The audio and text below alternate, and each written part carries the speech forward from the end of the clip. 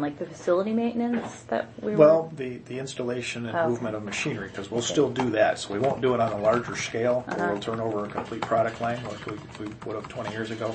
But we will still do minor machine moves and things like that and some installations. So there is still some of that activity that goes on. Not to the level we were once able to do, but to be able to recapture that part of the work for a skilled trade is going to be difficult because we won't be turning over that part of the skill set. Okay. They'll be able to do little stuff, but the big, we used to be able to tear out an entire vehicle assembly line and replace it in about 6 weeks. Let me frame in a thought for you. Sure. Because these guys, they can drown you with all their knowledge, right? And you're coming from I'm looking to be drowned. But you're coming from a little different perspective. Yeah. Go back in time a little bit. UAW Skilled Trades used to do everything. Yeah. We used to paint, build conference rooms, install drop ceilings, install lights, paint the building. They used to make all the specialty tools on the floor that an operator would need to install a part. They would install conveyance systems and new technology and equipment. Yeah. They would maintain all of those things I just described. They would install a overhead door where the truck backs up and drops off parts. They install and repair those things. Yeah. They work on fork trucks. Right. Did everything, right? Yeah. This is over years. Yeah. The company has said, we can get out of a lot of that stuff because it's not essential. Yeah. We can pay Claire Incorporated to send her 25 people in to repair these doors or build conference rooms and paint ceilings. Yeah. We can pay people that. We don't have to pay them $35 an hour. Right. We can pay them less. Right. So over time, they've eroded that, and we've migrated from that. So when he talks about construction, he's talking about some things like that. He gave you the example of the big roof leak. Yeah. And so forth. So that's eroded over time. Right. Okay? So frame your thinking in that when these guys are talking. Does that help? Yeah, no, it does. I mean, I think... So I don't know if you know my background. I'm an electrician. Okay. So I'm IBW, or I was. Okay. And so when you say that, I think, man, construction's changed dramatically over the last 20 years. We're not threading our own rod. We're not rigid. You barely see rigid in the plants anymore. Right. Everything's bus drop. Yeah, it's plug and play stuff. It is. And when you say $35 an hour, an electrician makes in Detroit $39 an hour now on their contract. So is there any appetite for GM to walk that back and say, throwing in a line is substantially easier than it used to be? Because we've got some provisions in our agreement where we can bid our skilled guys on the floor. Now, our manpower is obviously an issue because we're stretched so thin. But we can put in a competitive bid against outside work when they tell us they're going to contract that out. Quite often, probably more 80-90% of the time, we'll have a more competitive bid. Our guys can do the work faster, cheaper, and more accurately. They'll still give it to the outside contractor because they don't want to manage the work, and there's no penalty in our language that prevents them from doing that. There's no penalty clause associated with that.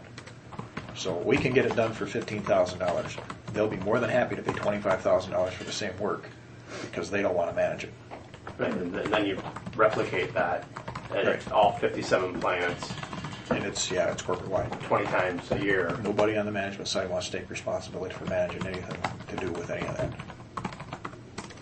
So you're saying you can bid for a project and it's more accurate work, it's cheaper. You can bid on that, and then they're opting apparently for the more expensive option because they don't want to have to deal with managing.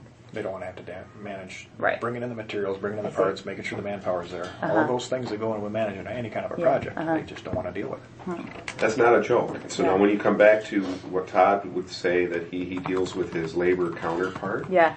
So someone will call him from a servicing perspective.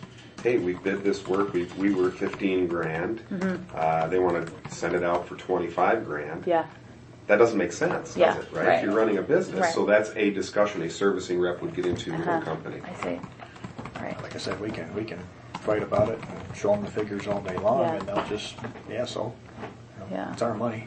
You can't tell us what to do with our money, and so that's. But then, I'm sure if we were to package that information and show it to the shareholders, it would be a different conversation for them. But they're going to make sure everything, right now, those plant managers that I was talking about, that they'll all tell us they need more skilled help. Yeah. We've got a very defined process to when we're going to bid that work.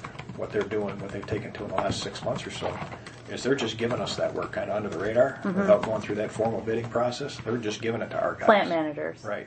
And our guys are doing it. Yeah, I'd like to talk about that. But we're not getting the facts and figures that would have gone. How much would it have cost on the outside? So when we go to sit down for 19 bargaining, it's going to be a struggle for us to validate how much money we've saved them and how much money we can save them in the future by our guys doing the work. Okay. Because now they're flying below the radar because these plant managers know that if they give us that information, they'll take them out and put them in the public stocks. But I have a question though. Is there then like redundant like labor on the floor? I mean, if they've hired people to do, or they like? No, they'll give it to us. Okay. But to make sure that we don't have the costing information. When we sit down at 19, we want to be able to say this is how much you would have spent on contracts. But you're saying if like the company has then decided to contract out this work to the more expensive third party, but then you're saying plant managers are like, oh no, but you should. Yeah, so when that happens, yeah, we're winning these bids. And it's see. looking good for us to continue that practice. And it looks bad for the corporation. Well, they don't want to be, singled out as you keep giving work to the UAW. And, yeah, it's saving you money, but you're being their friend. And it could be detrimental to their career. Again, Todd said. Remember what you said. You just asked a question about redundant manpower. Yeah. It frame in on the canvas we're talking about of the self-fulfilling prophecy, right? There is a concerted effort on General Motors' part to systematically reduce UAW headcount, especially skilled trades. Yeah. And so once again, you could bid work, and if let's just say it's a $20,000 job and it would take overtime to accomplish. But it's still $20,000 cheaper than it would have. There's somebody measuring how much overtime is being worked in the plant. And that same person measuring may not be the same guy who says whether you perform to your budget or not. Okay. That's what Steve was just describing. It's very convoluted. Yeah. It's very confusing. I mean, I'm confused, because I feel like it sounded like UAW wasn't getting bids, but it sounds like you are. Well, we're not getting the bids because they're not going through the formal process. So they're going around that and just giving our guys the work off to the side. Okay. That way we don't have the facts and figures at the end of the day to show them. Are they opposed to hiring a construction management firm? If they don't want to manage it. Right. Not having a main contractor, but a construction management, which is the same thing, but different. When we bid this work, we also bid, we're going to manage the work. Right. So we put down, we have to capture the manpower, the materials and everything. And, they have to have somebody from management in the plant to, from a safety and, make sure the time is taken care of perspective. But that's all we need. We don't need somebody to actually manage. Right. Well, if that's their hang from the saying. Yeah, it's they don't want us to be able to have the information that says you guys are running the business wrong at the end of the day. So now they've taken to just kind of sliding it to us under the table. And our guys are more than happy because they are getting that overtime piece. So when we bid the work, we don't have the manpower to do it on straight time. So we're doing it, coming 4 early, stay 4 over, work the weekends. Even when we bid it at time and a half and double time, we're still cheaper than on the outside quite often.